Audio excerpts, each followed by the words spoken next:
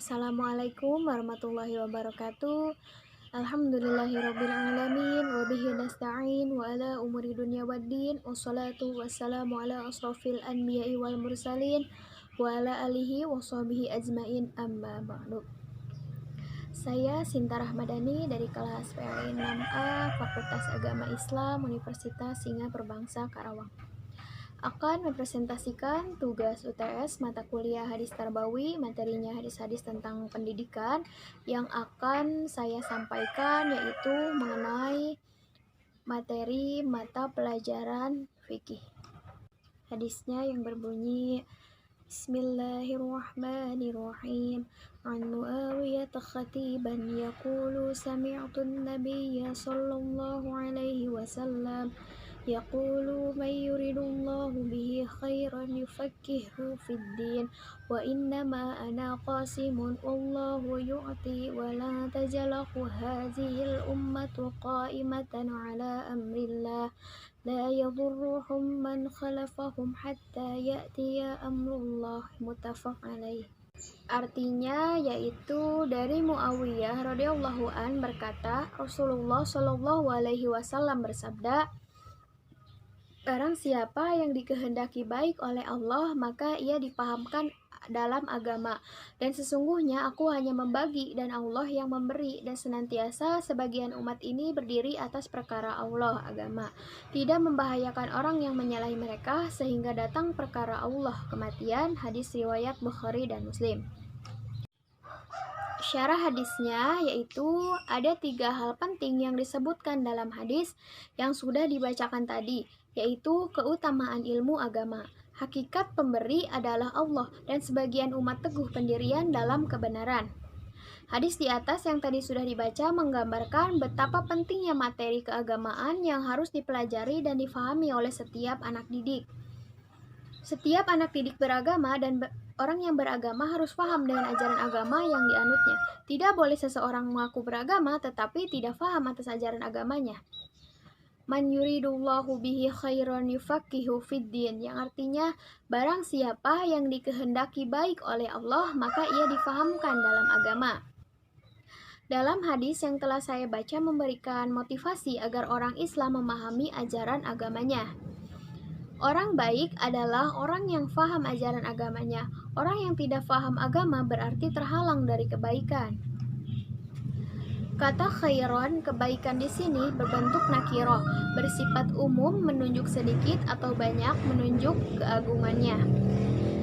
Bagaimanapun, orang yang faham dan mengerti lebih baik daripada orang yang tidak faham dan tidak mengerti, dan kebaikan inilah yang menjadi target agama dan menjadi target dari pendidikan. Mafhumnya, orang yang tidak paham agama terhalang dari kebaikan, sedangkan tujuan orang beragama adalah ingin mencapai kebaikan dan juga kebahagiaan di dunia maupun di akhiratnya kelak. Untuk mencapai kebaikan itu modalnya adalah paham agama, yufakkihu fiddin, memahami agama yakni mempelajari dan paham ilmu agama. Ilmu agama dan kebaikan keduanya harus diusahakan melalui proses pembelajaran di samping pemberian Allah Subhanahu wa Ta'ala. Nah, dengan demikian, setiap anak didik harus selalu berusaha memahami ajaran agamanya.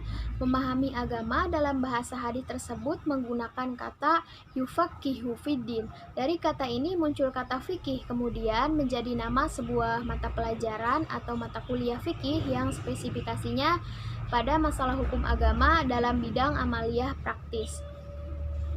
Dalam perkembangannya, fikih dibagi menjadi 4 masalah, yaitu fikih ibadah, fikih muamalah, fikih munakahat, dan fikih jinayah.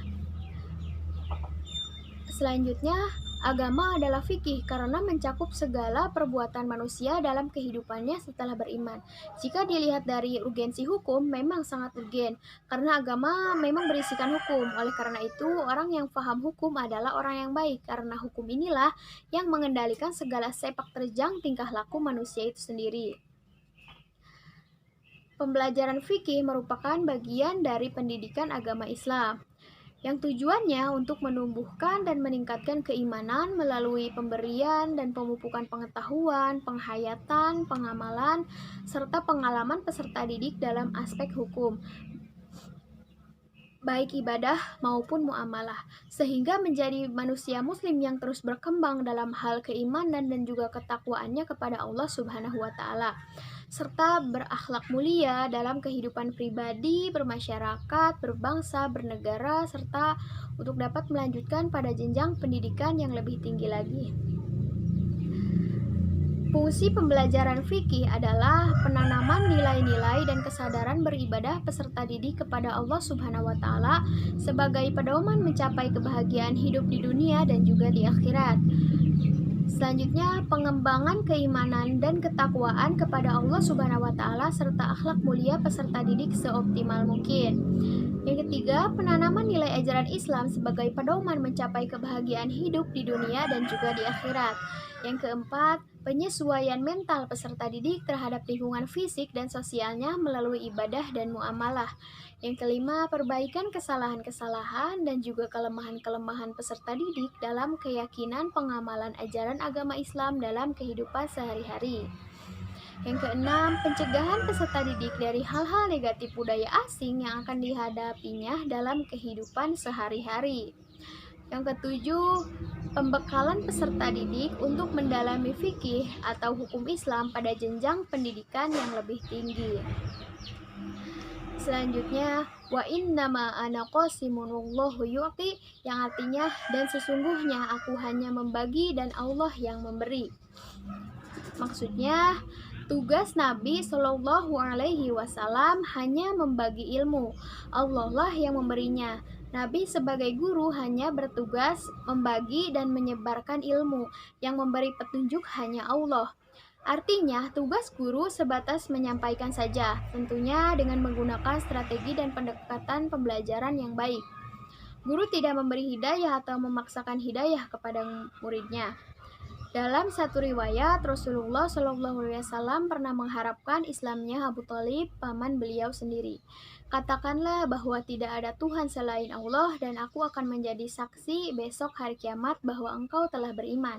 Abu Thalib pun menjawab, sekiranya aku tidak takut wanita-wanita Quraisy akan mencela aku dengan mengatakan bahwa aku beriman karena terpaksa.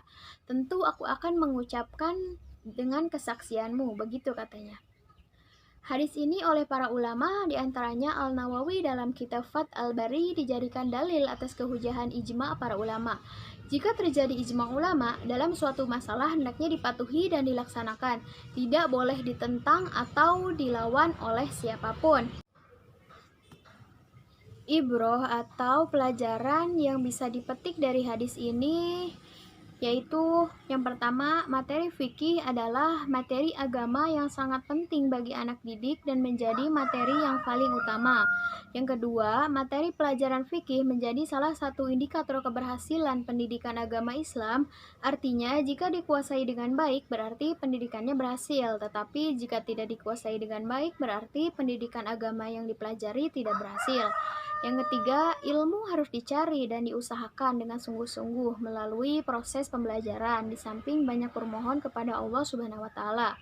Yang keempat, ilmu yang dicapai seorang manusia itu akan memperkuat pendiriannya dalam berpegang teguh kepada kebenaran, sehingga tidak mudah digoyahkan oleh goncangan-goncangan yang ada di sekitarnya. Mungkin dicukupkan sekian, kurang dan lebihnya saya mohon maaf.